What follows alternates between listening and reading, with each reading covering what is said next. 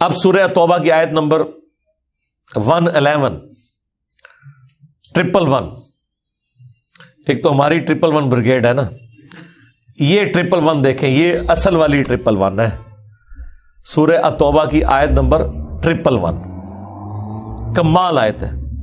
یہ جو جتنا یہ فتنہ کھڑا کیا ہے نا پیری مریدی کا، کہتے ہیں جی جس کا کوئی پیر نہیں اس کا پیر شیطان ہے، پیر ضرور ہونا چاہیے، ٹھیک ہے۔ اور جب ہم پوچھیں یہ کہاں لکھا ہوا ہے، وہ کہتے ہیں وہ جی حضرت بایزید بستامی نے فرمایا ہے۔ بھائی حضرت بایزید بستامی کا قرآن و سنت کے ساتھ کیا لینا دینا؟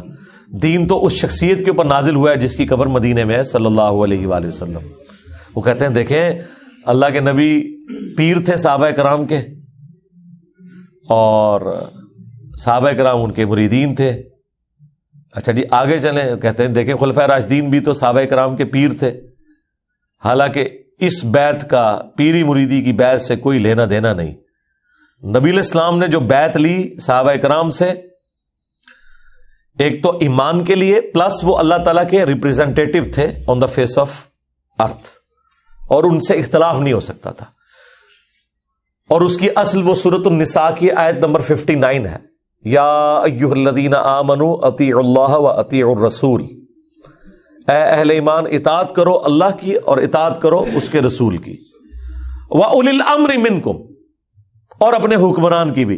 اچھا حکمران کے ساتھ اللہ تعالیٰ نے اطیعوا کا لفظ نہیں استعمال کیا، فرق رکھا کہ ایبسولوٹ اطاعت اللہ اور اس کے رسول کی ہے عز وجل و صلی اللہ علیہ وآلہ وسلم، باقی جس کی بھی اطاعت ہے وہ اس دائرے کے اندر ہے، وَأُولِي الْأَمْرِ مِنْكُمْ، اور اپنے حکمران کی بھی۔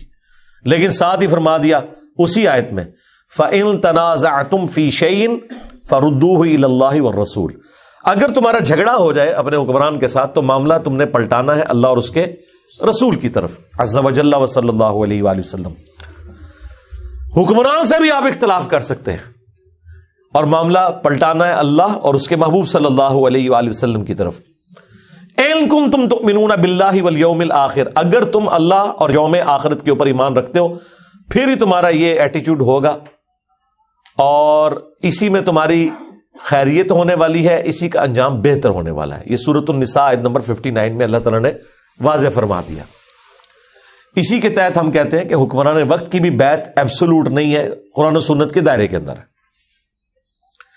پیری مریدی کی بیعت کا تو اس سے کوئی لینا دینا ہی نہیں تھا، یہ تو پیرلل میں انہوں نے سسٹم کھڑا کیا۔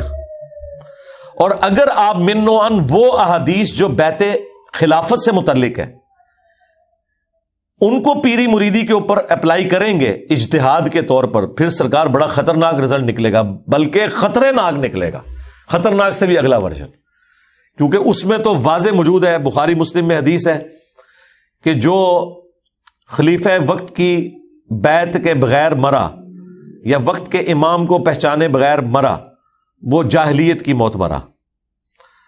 مسلم شریف میں حدیث ہے جب ایک خلیفہ کی بیعت ہو جائے تو جو کوئی بھی بیعت کے لیے کھڑا ہو اسے قتل کر دو۔ اسی پہ میں نے عرض کیا تھا کہ اگر یہ قانون مان لیا جائے پھر تو دنیا کے سارے پیر قتل ہو جائیں گے، کوئی ایک پیر آپ کو باقی رکھنا پڑے گا۔ تو آپ فیصلہ کریں پھر کہ کیا کرنا ہے آپ نے۔ اگر آپ پیری مریدی کے لیے وہ والی احادیث کا سہارا لیتے ہیں تو منوان اس کو اپلائی کریں گے نا، تو وہ تو اپلائی نہیں کر سکتے۔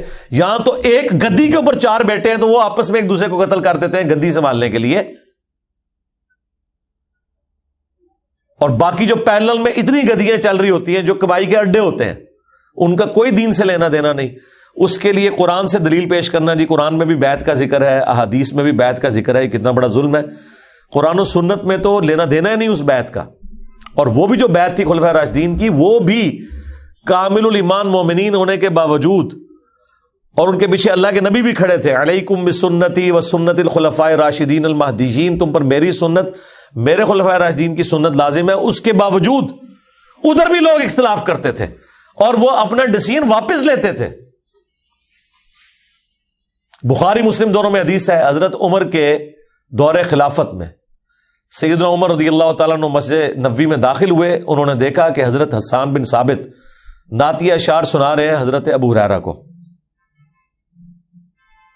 تو حضرت عمر کھڑے ہوئے صرف ان کو دیکھا، انہوں نے دیکھنے کے انداز سے ہی اندازہ لگا لیا کہ یہ تو ابھی اس سے پہلے کہ کچھ کہیں حضرت حسان جو کہ شاعر تھے, بڑی نرم طبیعت. ابھی تو آپ کو اگر ہم بتائیں کہ جنگوں میں بھی یہ کبھی بھی تلوار لے کے سامنے نہیں آتے تھے, شاعروں کے مزاج میں ہی نہیں ہوتا کہ وہ لڑائی کر سکیں. بڑے رقیق القلب لوگ ہوتے ہیں, وہ کسی جانور کے اوپر بھی چھری نہیں پھیر سکتے. لیکن یہاں دیکھیں دلیری اتنی, اور کہا ہے عمر اس طرح نہ دیکھ میری طرف, تجھ سے بہتر شخص مسجد میں ہوتا تھا, میں انہیں بھی نعتیہ اشعار سناتا تھا. حضرت عمر نے ابھی کچھ بولا بھی نہیں ہے اور یہ بندہ اتنا دلیر ہو گیا شاعر ہونے کے باوجود کہ اس نے دیکھا بھی کیوں. یہ دلیری کس نے دی تھی ان کو؟ اللہ کے محبوب علیہ السلام نے. یہ جرت کس نے دی تھی؟ آگے سے حضرت عمر نے اپنی عزت بچانے کے لیے یہ بھی نہیں کہا کہ میں ابھی پہ تکدا سا نہ. ہو سکتا تھا نا بندہ دیکھے امیر المومنین کی سرعام اس طریقے سے ایک بندہ للکارا ہے, اس طرح دیکھ میرے حل سرکار یہ کون سنتا ہے. آج کوئی ایک محلے کا کونسلر کی بات سننے کے لیے تیار نہیں ہے, اور جس کے سامنے پرشین امپائر ڈھیر ہو چکی, رومن امپائر اسے جزیہ دے رہی ہے, اور وہ حضرت عمر تو اپنے آخری خطبات میں کہتے تھے کہ یا اللہ عرش پہ تو ہے اور دنیا پہ میں ہوں. یہ اسلام کی برکت ہے کہ اس وقت دنیا میں مجھ سے طاقتور انسان کوئی نہیں ہے, اور حقیقت بات ہے یہ حضرت عمر کو ہی اللہ نے سٹیٹس دیا ہے کہ وہ کہتے تھے کہ یا اللہ آسمانوں پہ تو اور دنیا پہ تو نے مجھے یہ سٹیٹس دیا ہے کہ اس وقت کوئی بھی مجھ سے زیادہ طاقتور انسان نہیں ہے. لیکن میں آج بھی اس وقت کو یاد کرتا ہوں کہ میں بھیڑ بکریاں چرایا کرتا تھا, اور میرا چچا مجھے ڈانٹا کرتا تھا کہ تو اونٹوں کی اور بھیڑ بکریوں کی حفاظت نہیں کر سکتا, تو مستقبل میں کیا کرے گا. آج اسلام کی برکت سے اللہ نے مجھے اتنی بڑی حکومت دی ہے. ٹھیک ہے, اس لیول کے اوپر ایک بندہ ہے, اور وہ پھر مزاج کا بھی سخت ہے, اور آگے سے حدیث بھی نہیں سنائی علیکم بسنتی و سنت الخلفاء الراشدین المہدیین. ہو سکتا ہے کوئی ادھر بریلوی دیوبندی بیٹھا ہوتا حدیث بھی سنا دیتا کہ حضرت سنا حدیث انہوں بدتمیزی کر رہا ہے تھوڑے نال, ایک گستاخی کر رہا ہے. یہ بھی نہیں ہوا. تو جب انہوں نے یہ جملہ سنا, کیونکہ بات آئی تھی اللہ کے نبی کی صلی اللہ علیہ وسلم, ہاں, تو انہوں نے کہا کہ اس حدیث پر گواہ لے کر آؤ. انہوں نے کہا یہ حضرت ابو ہریرہ بیٹھے ہوئے. حضرت ابو ہریرہ نے گواہی دی کہ امیر المومنین میں گواہی دیتا ہوں کہ نبی علیہ السلام نہ صرف نعتیہ اشعار سنتے تھے بلکہ دعا فرمایا کرتے تھے کہ اے اللہ حسان کی مدد فرما روح قدس کے ذریعے, جس طرح تو نے مدد فرمائی عیسیٰ ابن مریم کی, وَأَيَّدْنَاهُ بِرُوحِ الْقُدُسِ. تو حضرت عمر وہاں سے چلے گئے. اس ایک واقعے سے کتنے رزلٹ نکلے؟ نمبر 1, خلیفہ راشد بھی ہو, اگر وہ قرآن و سنت کے خلاف کوئی بات کرے آپ نے ایکسیپٹ نہیں کرنی. نمبر 2, اعلانیہ اس سے اختلاف کرنا ہے. نمبر 3, خلیفہ راشد کا بھی کتنا جگرا ہوتا تھا کہ وہ حدیث سن کے سرنڈر کرتا تھا. نمبر 4, حضرت عمر حضرت ابو ہریرہ کو ثقہ اور صدوق مانتے تھے, جبھی ان کی گواہی قبول کی. لہذا روافظ کا یہ کہنا کہ وہ حضرت ابو ہریرہ کو جھوٹا سمجھتے تھے یہ بالکل غلط ہے. اس پہ الگ سے میری ایک تفصیلی ویڈیو بھی ریکارڈ ہے. اور نمبر 5, اگر حضرت عمر کو یہ پتا نہیں تھا کہ مسجد نبوی میں محفل نعت ہوتی تھی اور نبی علیہ السلام سنتے تھے, حالانکہ وہ اتنے بڑے جید صحابی ہیں اور خلیفہ راشد ہیں, ان کو بھی یہ حدیث نہیں پتا تھی, تو سرکار اگر آپ کے کسی امام سے کوئی حدیث چھپی رہ گئی ہے تو اس میں اس امام کا مرتبہ کو گر نہیں گیا. اور یہ انجینئر صاحب نے دسیا ساڑھے بزرگوں نے نہیں پتا, ساڑھے اماموں نے نہیں پتا, اور تواڈے بزرگ تے شاہی کوئی نہیں, سیدنا عمر جیسا ہے ہی کوئی نہیں, تیرے امام تے شاہی کوئی نہیں. اگر حضرت عمر سے یہ حدیث چھپی ہوئی تھی کہ مسجد میں نعتیہ اشعار پڑھے جا سکتے ہیں, تو ان کے بعد کون یہ دعویٰ کر سکتا ہے کہ میں ان سے بڑا عالم ہوں؟ تو کسی سے کوئی چیز اوور لک بھی ہو سکتی ہے. کتنے رزلٹ نکلے؟ یہ اس بیعت کا سٹیٹس تھا. یہاں یہ جو پیر بنے ہوئے ہیں ان کے مریدین ان سے اختلاف کر سکتے ہیں؟ کر کے بتائیں. کبھی نہیں کر سکتے. آپ کو سنائیں گے ممبر سے کہ حضرت عمر سے بھرے مجمع میں کسی نے پوچھ لیا تھا کہ مال غنیمت میں ایک چادر ملی تھی سب کو, اور آپ کا قد لمبا ہے, آپ نے کیسے اپنا لباس سلوا لیا؟ ہم اس وقت تک آپ کا خطاب نہیں سنیں گے جب تک کہ آپ کلیریفیکیشن نہ دیں.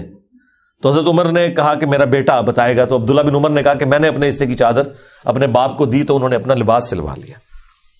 یہ جب کوئی واقعہ سنا رہا ہو نا تو اسے آپ نے ممبر سے نہیں نیچے اترنے دینا. اسے کہنا ہے کہ حضرت میں بھی سیدنا عمر کے اس ساتھی کی سلمان فارسی کی سنت پہ عمل کرنے لگا ہوں، تو آپ بھی ذرا حضرت عمر کی سنت پہ عمل کر کے نا کلیریفیکیشن دیں کہ 4 سال پہلے آپ اسلام آباد کی اس مسجد میں چٹائی پہ بیٹھتے تھے اور ایک مٹکا رکھا ہوا تھا اور 2-3 لوٹے رکھے ہوئے تھے. پھر یہ بعد میں جب سیکٹر ڈیولپ ہوا، یہاں پہ ایک مسجد بن گئی اور آپ کی تنخواہ 10,000 مقرر ہوئی تھی. آج آپ نے گاڑی اور ڈرائیور بھی رکھے ہوئے ہیں اور ایک شاہانہ زندگی گزار رہے ہیں، حالانکہ آپ کی تنخواہ تو اتنی نہیں ہے. یہ اللہ کا اتنا فضل آپ پہ کہاں سے ہوا ہے ذرا بتائیں. یہ نہ اسے کہیں کہ آپ نے چندے میں سے چوری کیا ہوگا، یہ خود وہ انشاءاللہ خود رزلٹ نکالے گا اور اس سے پہلے یہ اپنے مریدین کے ذریعے آپ کے اوپر جھپٹ پڑے گا کہ منہ چور سمجھتے ہو. کلیریفیکیشن نہیں آپ کو کبھی دے گا. اور پیروں کو تو چھوڑ دیں، ان کا تو سٹیٹس ہی بہت بلند ہے. یہ تو میں مولویوں کی بات کر رہا ہوں. ہاں، پیروں نے تو مولوی ہائر کیے ہوتے ہیں اپنی منقبتیں پڑھنے کے لیے. آپ نے دیکھا یہ کبھی عرس ہوتے ہیں نا درباروں کے اوپر، پیر صرف خاموشی سے آ کے بیٹھتا ہے روب قائم کرنے کے لیے، اینڈ پہ نا ایسے کر کے دعا کرواتا ہے تاکہ روب رہے کہ پتہ نہیں کتنا عالم فاضل ہے. حالانکہ میں تو یقین نہ کہنا نماز بھی نہیں سنا سکتے صحیح طریقے نہ.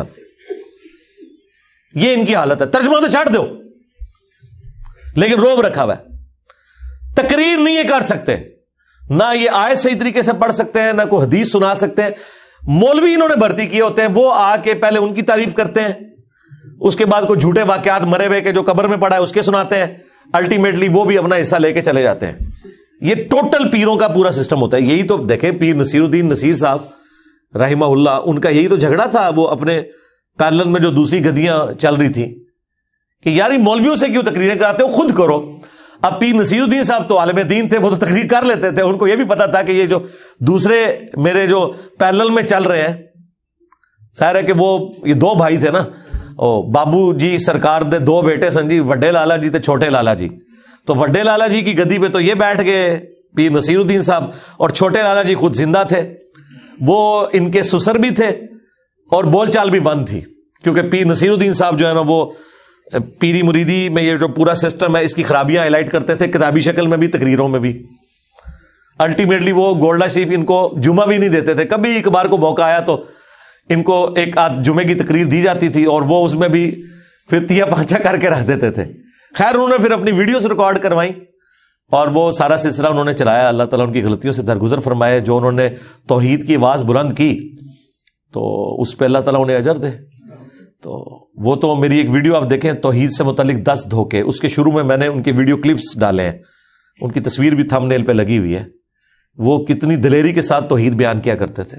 وہ کہتے ہیں ماں پیر میں کسی کو کچھ نہیں دے سکتا، اور وہ بھی اسے کہتے تھے کہ جی کوئی ہے نا کہ جوڑ دکھا سکتے آئے دکھائے میں مان لاں گا. یعنی یہی بات ہے میں کرتا ہوں. کہتے دیکھیں جی بزرگوں کا مذاق اڑا رہے ہیں. میں ان کو کہتا ہوں نا کہ جی وہ تخت بلقیس آ گیا تھا، بالکل آ گیا تھا. آپ ذرا وائٹ ہاؤس کو لا کے مارگلا ہلز پہ رکھیں، میں آپ کو مان لوں گا. آپ رکھیں بھی نہ اور ہم سے یہ کہیں کہ ہم آپ کے بابوں کی جھوٹی کرامات مانیں اس بنیاد پہ کہ قرآن میں ایک واقعہ رپورٹ ہوا ہے. جو رپورٹ ہو گیا وہ تو ٹھیک ہے، وہ تو عیسیٰ ابن مریم بھی بغیر باپ کے پیدا ہوئے ہیں. آپ اگر یہ کلیم کریں کہ میرے یہ جو بزرگ یہاں پہ دفن ہے یہ بھی بغیر باپ کے پیدا ہوئے ہیں، تو اس کا مطلب آپ کو پتا کیا پاکستان کے معاشرے میں اس کا تو کوئی اور ہی مطلب نکلے گا. کوئی بھی آپ کی یہ کرامت ماننے کے لیے تیار نہیں ہوگا. اچھا اے کرامت کیوں نہیں کوئی بزرگ دکھا سک رہا ہوں تک؟ دکھاؤ نا. تو سب جھوٹ انہوں نے مشہور کیا ہوا ہے اور پلی لیتے ہیں یہ قرآن پاک کی آیات سے کہ جی قرآن میں بھی بیعت کا ذکر ہے. بھئی قرآن میں نبی الاسلام کا بیعت لینا ہے صحابہ کرام سے، وہ آن دا بہاف آف گاڈ ہے، اور خلفائے راشدین کا اللہ اور اس کے رسول کے احکامات کے اندر ہے، اور اس میں اس کی باؤنڈریز ہیں. اختلاف رائے ہو سکتا ہے. ایبسولوٹلی بیعت اللہ کی ہے. نبی الاسلام بھی اللہ کے لیے بیعت دیتے تھے. اسی لیے سورہ الفتح میں کہا گیا اے نبی یہ جو درخت کے نیچے آپ بیعت لے رہے ہیں ان کے ہاتھوں پہ اللہ کا ہاتھ ہے. اندازہ کریں اللہ نے نبی الاسلام کے مبارک ہاتھ کو اپنا ہاتھ قرار دیا کیونکہ نبی الاسلام ریپریزنٹیٹو ہے اللہ کے. تو صحابہ کرام کی اب بیعت کا ذکر اس آیت میں ہو رہا ہے. جو لوگ آپ سے کہتے ہیں نہیں بیعت ضروری ہے، ہم کہتے ہیں بہت ضروری ہے. بیعت فرض ہے اللہ کی، ہاں اس کے بغیر کوئی چارہ نہیں ہے. یہ وہ سورہ التوبہ سورت نمبر 9 اور آیت نمبر 111 ہے.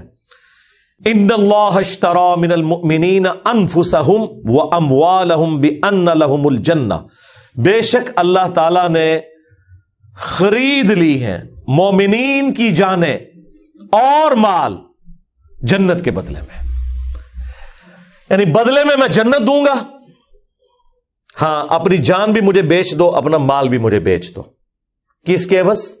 جنت کے عوض۔ پہلے تو ہوتا ہی بارٹر سسٹم تھا نا، دودھ دے کے آپ گندم لیتے تھے، جن کے پاس گندم ہوتی تھی وہ گندم دے کے دودھ لے لیتے تھے، یعنی اشیاء کے بدلے اشیاء۔ یہ کرنسی والا سسٹم تو بعد میں شروع ہوا، اس زمانے میں بھی تھا، دینار درہم بھی تھے، لیکن بارٹر سسٹم بھی تھا۔ تو یہ سمجھ لے اللہ تعالیٰ کا ڈیوائن بارٹر سسٹم ہے کہ اپنی جانیں اور مال مجھے دو، اس کے بدلے میں تمہیں ہمیشہ کی جنت دوں گا، اور وہ جنت ایسی کہ جس میں نہ موت آئے گی، نہ بڑھاپا آئے گا، نہ پریشانی آئے گی، اور سب سے بڑھ کر وہ جنت کی نعمتیں ابدی ہیں، اور ہر وہ نعمت ہے جو آپ خواہش کریں گے۔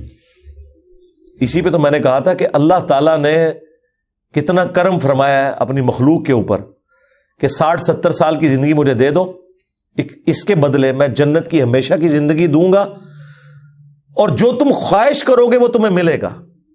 حالانکہ یہ کوالٹی اللہ کی ہے، کن فیکون، اور یہ کوالٹی اللہ کی ہے کہ اسے موت نہیں آئے گی، لیکن اللہ تعالیٰ خالق اور مخلوق کے فرض کے ساتھ جنت میں ہمیں یہ کوالٹیز دے گا۔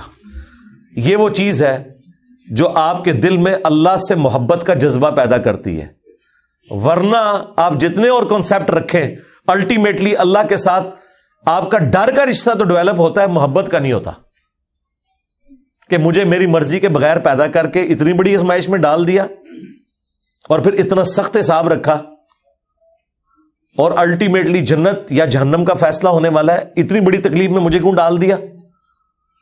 تو ایسے خدا سے آپ ڈر تو سکتے ہیں، محبت نہیں کر سکتے۔ یہ تو تلوار اس نے لٹکا دی نا آپ کے اوپر کہ کر رہے ہیں مجبوراً۔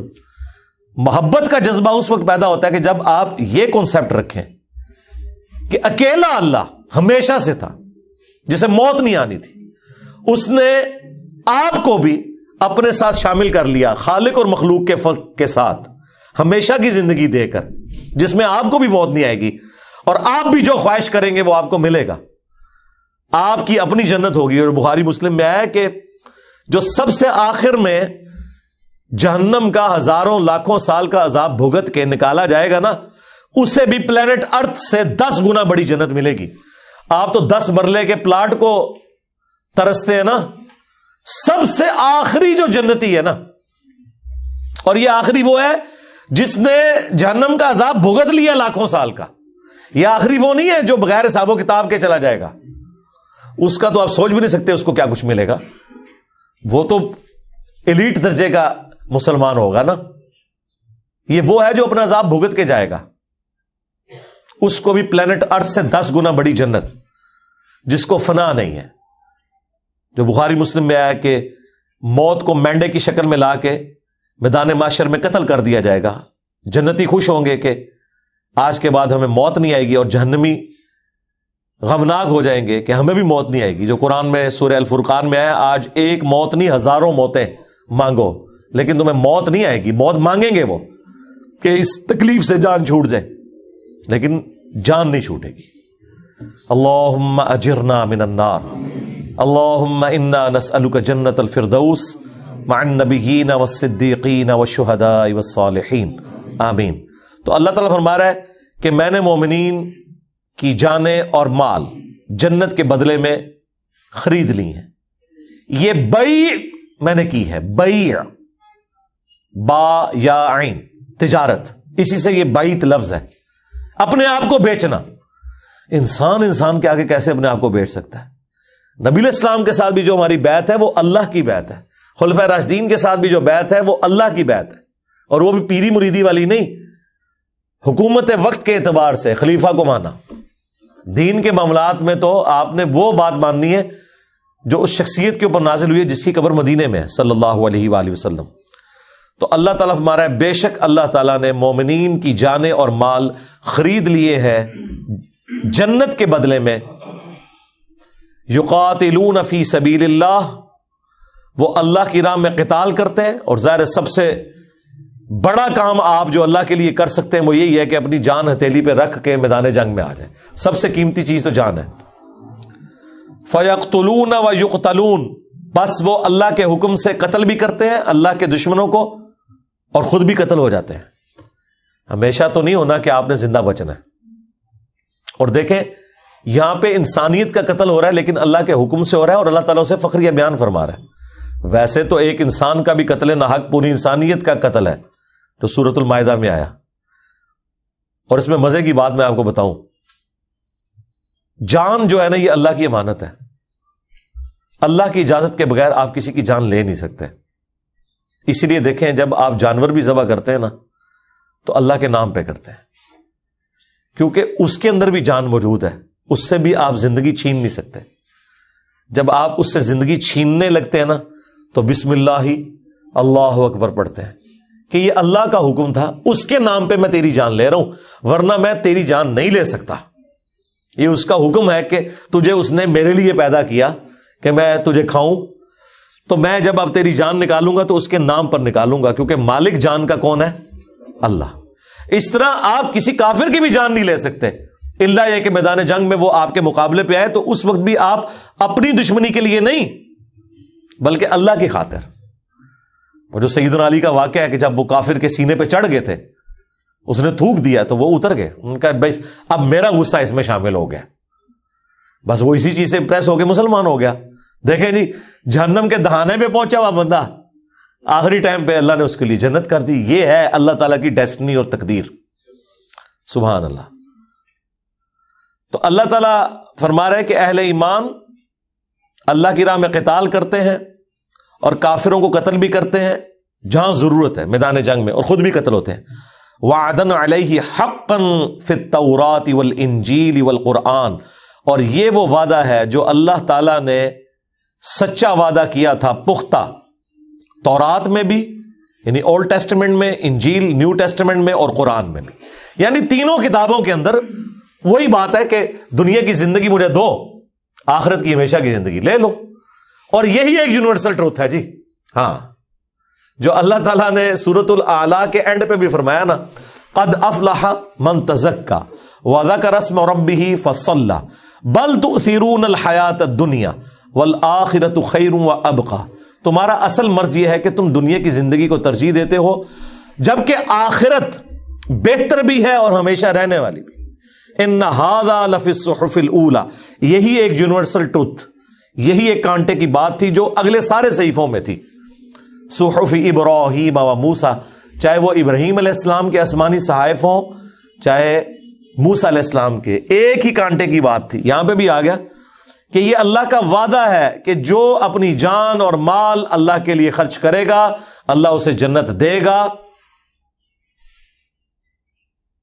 یہ اللہ تعالیٰ نے بیعت کی ہوئی ہے مومنین کے ساتھ.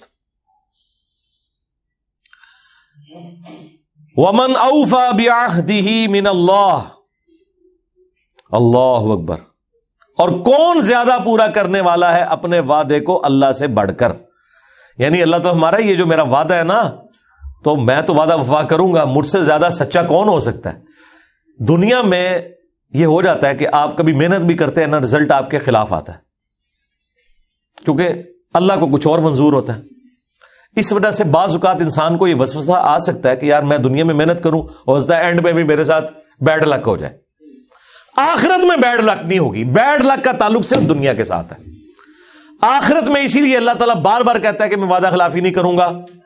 وعدہ خلافی یہاں بھی نہیں اس نے کی، اس نے پہلے ہی بتا دیا ہے وَلَنَبْلُوَنَّكُمْ بِشَيْءٍ مِّنَ الْخَوْفِ وَالْجُوعِ وَنَقْصٍ مِّنَ الْأَمْوَالِ وَالْأَنفُسِ وَالثَّمَرَاتِ. میں ضرور آزماؤں گا بھوک کے ذریعے، خوف کے ذریعے، جان اور مال میں نقص کے ذریعے. لیکن آخرت کی زندگی میں کوئی آزمائش نہیں ہے. دنیا میں جس نے وقت کے پیغمبر کو پہچانا، اس کی پیروی کی، تو آخرت میں کوئی بیڈ لک نہیں اس کے لیے، گڈ لک ہی ہے. اور وہی اللہ تعالیٰ کہتا ہے کہ اللہ سے بڑھ کر کون اپنے وعدے کو وفا کرنے والا ہوگا. فَاسْتَبْشِرُوا بِبَيْعِكُمُ الَّذِي بَايَعْتُمْ بِهِ، بس خوشیاں مناؤ اس بیعت کے اوپر جو تم نے اللہ کے ساتھ کی ہے. یہ دیکھیں یہ بیعت کا لفظ آ گیا، جو میں نے کہا تھا نا بیعت کس سے ہے؟ اللہ سے. اور اللہ کہہ رہا ہے یہ وہ بیعت ہے جس پہ خوشیاں مناؤ. یہاں لوگ خوش ہوتے ہیں کہ میں نے پیر کے ہاتھوں میں ہاتھ دے دیا اور وہ کہہ رہے ہیں کہ میں اس وقت تک جنت میں نہیں جاؤں گا جب تک کہ لے نہ جاؤں ساتھ. تو آپ سے پہلے جنت ہی جا کے دس. اتنا آسان ہے جنت کمانا. تو جنت میں وہ لوگ جائیں گے جنہوں نے نبی الاسلام کو اپنا امام مانا ہے. اللہ تعالیٰ تو قرآن میں واضح فرما رہا ہے کہ اس بیعت کے اوپر خوشیاں مناؤ جو تم نے اللہ کے ساتھ کی ہے.